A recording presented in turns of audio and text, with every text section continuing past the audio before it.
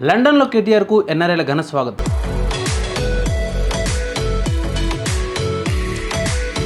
America, Britain పర్యటనలో భాగంగా మంగళవారం సాయంత్రం లండన్ చేరుకున్నారు బీఆర్ఎస్ వర్కింగ్ ప్రెసిడెంట్ కె తారక రామారావు. అక్కడ ఎన్ఆర్ఐలు ఘన స్వాగతం పలికారు.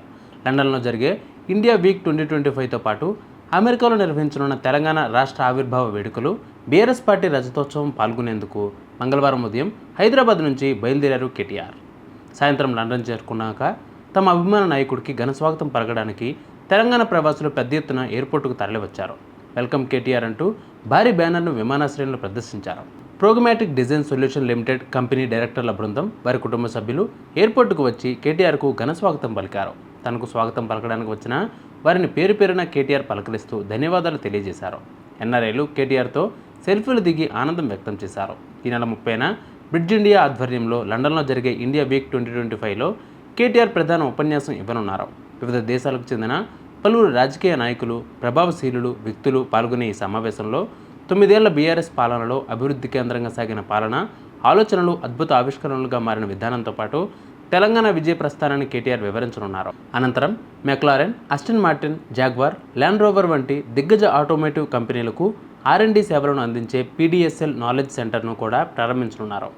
యూకే పర్యటనలో భాగంగా వివిధ దేశాలకు చెందిన మేధావులు, రాజకీయ నాయకులు, విద్యార్థులను కలవనున్నారు కేటీఆర్. అమెరికాలో తెలంగాణ ఎన్ఆర్ఐలు నిర్వహించనున్న పలు కార్యక్రమాల్లో కేటీఆర్ పాల్గొననున్నారు. జూన్ 1న టెక్సాస్లోని ఫ్రిసోలోని కొమెరికా సెంటర్లో నిర్వహించనున్న తెలంగాణ రాష్ట్ర ఆవిర్భావ వేడుకలు, బీఆర్ఎస్ 25 ఏళ్ల రజతోత్సవంలో పాల్గొంటారు.